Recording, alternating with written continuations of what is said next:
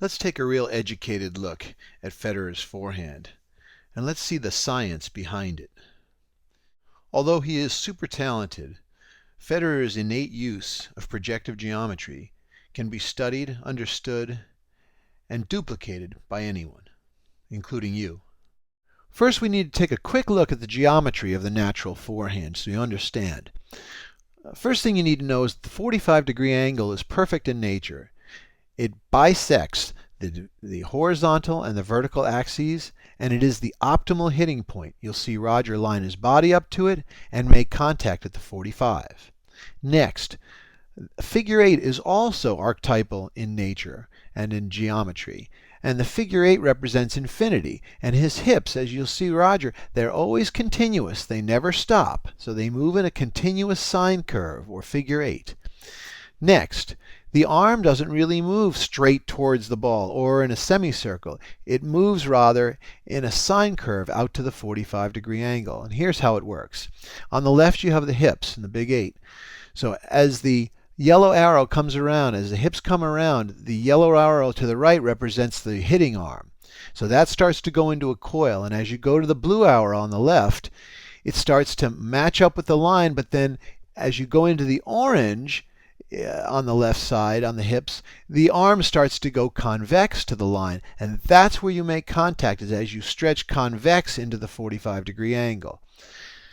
Now people don't realize, and most pros don't realize, but the stroke starts right here while you're parallel to the net. Shoulders, hips, eyes, everything's facing the net.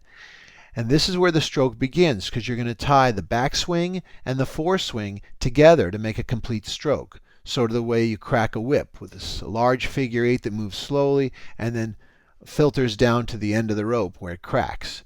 So first thing Roger does after he's lined up to his opponent is he lines up this 45-degree angle. Look at his hands. Look at his hips.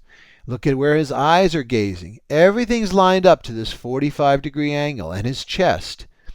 Because this is where he's going to live for the next few seconds. This is where he's going to deliver the blow. So first thing he does here is he brings the hips around. Right? He's at his 45. He's maneuvered, and all the time he's maneuvering, he's keeping this 45 alive. And he continues to turn his hips into the stroke. Look at that. He's coming around the figure 8 with his hips. His racket rises. You see, it doesn't go back. It rises, and he holds the coil in his right arm and his left arm. Look at the way his two arms are coiled in together, like he's guarding someone in basketball. Both arms are coiled in. Now you'll notice his hips start to come around back towards us. Right? There's no stopping. There's no turning sideways or open stance. It's this 45-degree angle. Now you can see with the arrow, his hips are coming around. Look at his left hand, still holding his line at that 45-degree angle. Now his hips have come around almost completely here. So now what they're going to do is they're going to stop. So he stays lined up to the 45. See that? And watch his right foot. It's going to kick back. That's going to hold him at the 45 the same way his left hand does. And even though his racket is back, look at his arm. It's still coiled in. But right now, as he starts going into the hit, you can see his arm will go from concave right there to convex. And he'll stretch out into the 45, right foot kicking back, left arm holding him there, eyes peering down the 45. And the moment he makes contact, the stroke is really over. See that? His elbow and his wrist just bend, and he comes off of the ball. See that? He just breaks. There's no real follow-through. It's more of a vanishing act.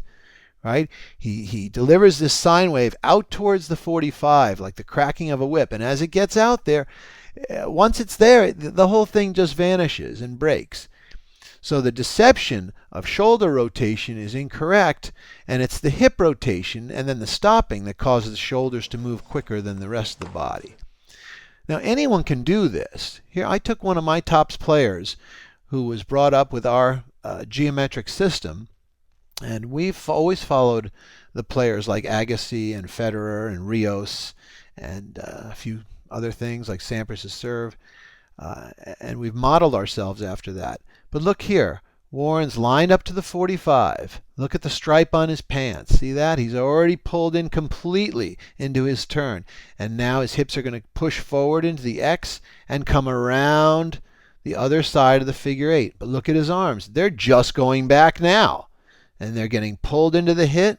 His hips, watch the stripe on his pants here. In a second, you'll see they'll vanish, but then they'll stop his hips, and look at that right foot cutting behind him. Racket flying out to the 45. Left arm holding him in balance. He has more of an Agassi finish. See, he just turns right over. Federer has a little bit of a prettier finish. Now take a look at another one of my students, Steve Foreman. We're going to take an overhead look, and he's not really ripping a forehand, but you can see all the same elements in a nicely hit forehand by an NCAA champion. And it has all the same elements as Federer's forehand, or Warren's forehand for that matter. Steven starts by facing the net. First thing he's going to do is what? He's going to line his entire body, and his hands are going to stay relaxed right at the 45-degree angle. That's the first move, is line up the hit. Once he's lined up the hit, he continues with his hips around the corner of the backside of the figure 8. Then they're going to slide forward. Look at his arm. He's still holding a nice coil, not only in his hitting arm, but also in his left arm. They're both coiled to the 45-degree angle, making him very precise at that hitting point. So his hips have almost all the way come around. And now his arm, look where it's flying out towards. Flying out to the 45-degree angle. And look at the convexity right there in his arm. So his arm goes from concave to convex and then vanishes.